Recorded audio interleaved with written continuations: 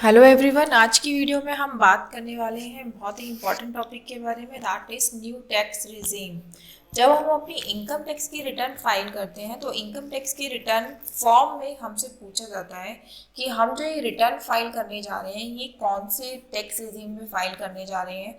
Is this the all tax regime और new tax regime. तो वहाँ पे हमें सिलेक्ट करना पड़ता है कि हम न्यू टैक्स रिजीम के अकॉर्डिंग रिटर्न भरेंगे या ओल्ड के अकॉर्डिंग भरेंगे। तो सिलेक्शन से पहले इस वीडियो में मैं आपको क्लियर कर देती हूँ कि ओल्ड टैक्स रिजीम और न्यू टैक्स रिजीम में क्या क्या डिफरेंसेस हैं और आपको कौन सी रिजीम के साथ जाना चाहिए ये आप कैसे डिसाइड कर सकते हैं। सो आइए वीडियो को स्टार्ट करते हैं। पहले क्या होता था, हमारा सिर्फ एक ही टैक्स रिजीम था जिसके अंदर हमारे ऊपर टैक्स लगता था। कोई ऑप्शन गवर्नमेंट की तरफ से नहीं था कि आपको अगर ये स्लैब रेट सुटेबल नहीं है तो आप ये वाला स्लैब रेट यूज़ कर लो। तो उस केस में कोई कंफ्यूजन नहीं थी किसी भी टैक्स पेयर के लिए। बट अब हुआ क्या, फाइनेंस एक्ट 2020 में जो है एक न्यू रिजीम टैक्स की जो है इंट्रोड्यूस की गई, जिससे बहुत सारे लोगों को बहुत बेनिफिट भी हुआ।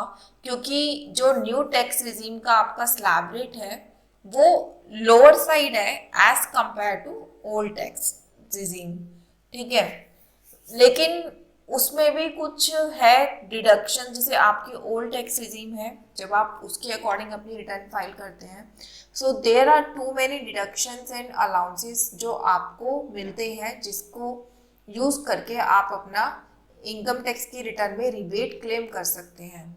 But if we talk about new tax regime, तो न्यू टैक्स रिजीम में जितने भी डिडक्शंस और अलाउंसेस आपको ओल्ड टैक्स रिजीम में यूज़ करते हुए आपको दिए गए थे, उसमें से 99% आपसे जो है ले लिए गए हैं कि आप ये सब डिडक्शन जो है यूज़ नहीं कर सकते। न्यू टैक्स रिजीम की अगर मैं बात कहूँ तो उन लोगों के लिए ज़्यादा बेनिफिटेड है जिन्होंने अपने टैक्स सेविंग के लिए कोई इन्वेस्टमेंट नहीं की हुई। तो उनके लिए क्या है, जो न्यू टैक्स रिजीम का जो स्लैब रेट है वो बहुत कम है as compare to old tax regime slab rate. सबसे पहले हम आपको ये बता देते हैं कि ये जो ऑप्शन है ये किस किस के पास अवेलेबल है। Applicability of the scheme, this scheme is applicable with effect from 2021-22 assessment year and applicable to individual HUF both resident as well as non resident। सबसे पहले तो ओल्ड और न्यू का ऑप्शन किस किस के लिए अवेलेबल है, सॉरी, तो वो है चाहे आप एक इंडिविजुअल हो, चाहे आप HUF हो, चाहे आप इंडिया में रहते हो, चाहे आप नॉन रेजिडेंट हो, सबके लिए ओपन है कि वो न्यू के अकॉर्डिंग भी रिटर्न भर सकते हैं और ओल्ड के अकॉर्डिंग भी रिटर्न भर सकते हैं। इसमें अभी इन्होंने AOP और BOI association of person and body of individual को एक्सक्लूड किया है। बट मैं आगे आपको वीडियो में बताऊंगी कि अब उनको भी ये ऑप्शन अलाउ है, but for the assessment year 2024-25, जब से कि आपका जो अभी फाइनेंस एक्ट आया है 2023 का वो एप्लीकेबल होगा तब से। ठीक है, अभी तक के लिए क्योंकि हम फाइनेंशियल ईयर 2022-23 की रिटर्न की बात कर रहे हैं, तो इंडिविजुअल HUF चाहे आप रेजिडेंट हैं चाहे नॉन रेजिडेंट हैं, आप इस स्कीम को अवेल कर सकते हैं। जो ये न्यू टैक्स रिजीम आई उसकी स्लैब रेट्स क्या थे, इसमें भी जो स्टार्टिंग है वो 2,50,000 से किया है इन्होंने। 2,50,000 तक आपके ऊपर कोई टैक्स नहीं है। 2,50,000 से 5,00,000 के बीच में आपको जो है 5% टैक्स देना पड़ेगा, जो कि हमारी ओल्ड टैक्स रिजीम में भी था 5%। 5,00,000 से 7,50,000 के बीच में आपको 10% टैक्स देना है सिर्फ। लेकिन अगर मैं ओल्ड टैक्स रिजीम की बात करूं तो वहां पे आपको 20% टैक्स देना पड़ता था। देन 7,50,000 से 10,00,000 के बीच में आपको 15% टैक्स देना है न्यू टैक्स रिजीम में, जबकि ओल्ड टैक्स रिजीम में यही टैक्स जो है आपका 20% पे रहता है। ओल्ड टैक्स रिजीम में जो आपकी स्लैब रेट चेंज होती है वो 5 से 10,00,000 के बीच में आपको 20% रहता है। 10,00,000 के बाद आपकी स्लैब रेट चेंज होती है 30% पर। लेकिन न्यू टैक्स रिजीम में इसको जो है और छोटी छोटी स्लैब्स में डिवाइड किया गया है। 250 से 5% 5 से 750 10%, 750 से 10,00,000 15%, 10 से 12.5 20%, 12.5 to 15 25%। जबकि ओल्ड टैक्स रिजीम की बात करें तो 10,00,000 से ऊपर आपको हमेशा 30% पे करना है, लेकिन न्यू टैक्स रिजीम में 10 लाख से ऊपर भी आपको जो है 2 स्लैब रेट्स और दिए गए हैं, 10 lakh to 12 lakh 50,000 20%, then 25% and 15 lakh and above 30%। तो यहाँ से आप देख सकते हैं कि जो न्यू टैक्स रिजीम है उसके जो टैक्स रेट है वो बहुत कम है as compare to old tax regime. But यहाँ पर एक जो लैकिंग पॉइंट है वो ये है कि अगर आप ओल्ड टैक्स रिजीम को ऑप्ट करते हैं तो चाहे वो एटीसी की रिडक्शन है, चाहे एटीडी की है, चाहे आपके सेविंग बैंक अकाउंट की इंटरेस्ट की है या फिर एनपीएस है, every type of reduction is available under old tax regime, but in case of new tax regime there are lot of deduction and exemptions, those are not allowed। तो अब हम उनकी बात करते हैं। exemption and deduction not claimable under new tax regime। so ये वो exemptions हैं जो आपको अलाउ नहीं होंगी, ठीक है।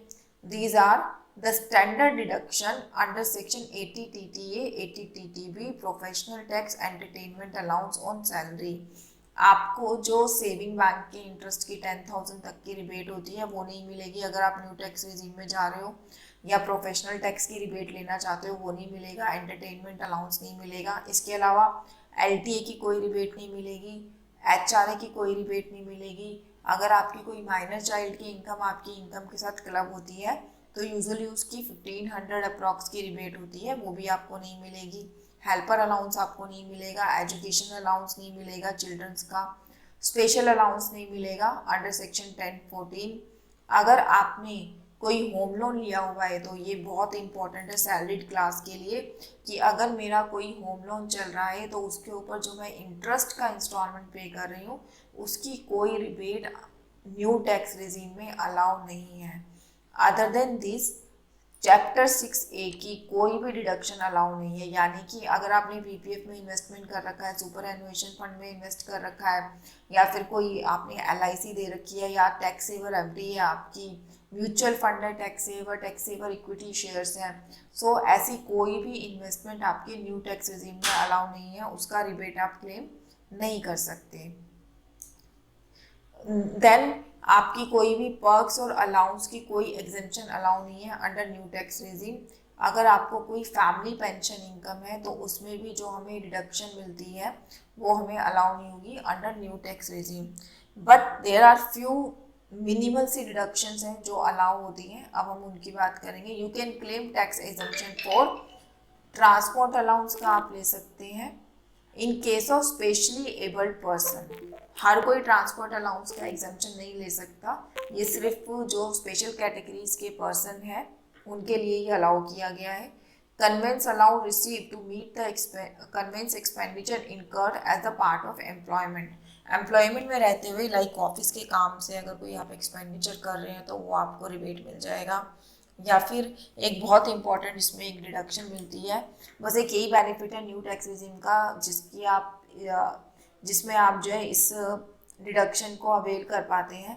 Deduction for employer contribution to NPS 80 CCD 2 में एनपीएस में जो एम्प्लॉयर का कंट्रीब्यूशन होता है उसका आप रिबेट यहाँ क्लेम कर सकते हैं as you can claim in old tax regime. ये रिबेट आप ओल्ड में भी क्लेम कर सकते हैं और यहाँ न्यू में भी क्लेम कर सकते हैं। सिर्फ एक जो मेरी नज़र में अभी तक आई है एकमात्र यही एक डिडक्शन है जो आप अवेल कर सकते हैं in new tax regime. Other than this जो मैंने ऊपर डिस्कस किए जो सारे अलाउंसेस हैं किसी को मिलते हैं किसी को नहीं मिलते हैं, तो अगर आपको मिलते होंगे ये तो आपको अलाउ हो जाएंगे न्यू टैक्स रिजीम में, अदरवाइज सिर्फ एक ही डिडक्शन है जो अलाउ होती है।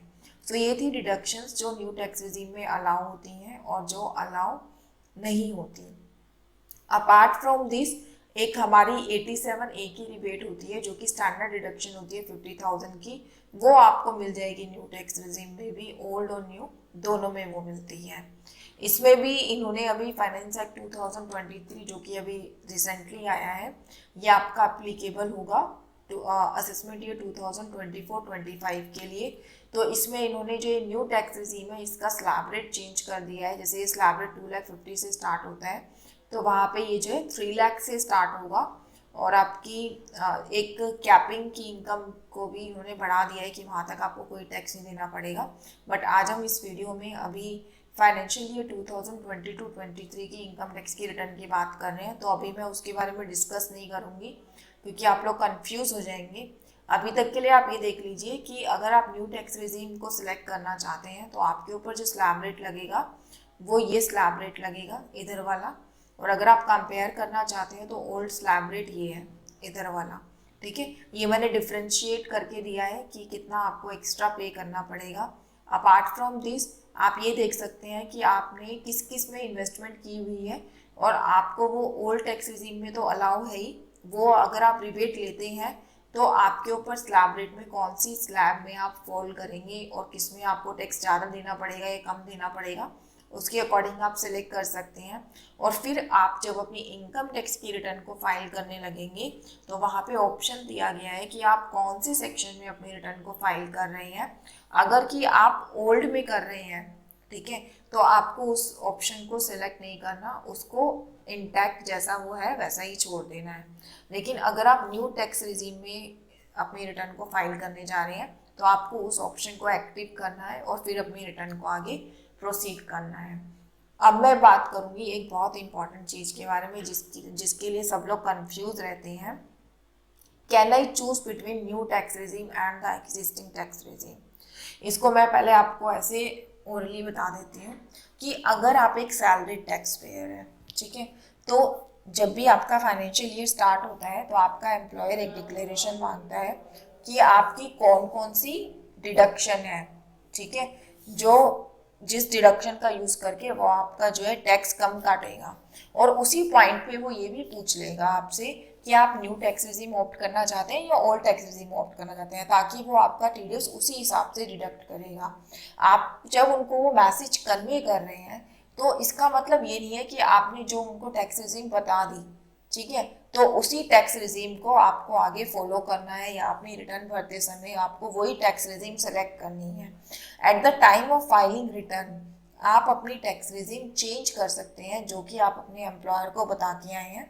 और जब रिटर्न फाइल करते समय अगर आपको लगता है कि आपको, मान लीजिए आपने न्यू बताई थी, अब आपको लगता है कि आपके लिए ओल्ड बेनिफिटेड है, तो आप अपनी ओल्ड को सिलेक्ट करके अपनी रिटर्न को आगे प्रोसीड कर सकते हैं। जो आपने अपने एम्प्लॉयर को टैक्स रिजीम बताई है वो आपके लिए at the time of filing return इतना मायने नहीं रखती, आप वहाँ जाके उसको चेंज कर सकते हैं।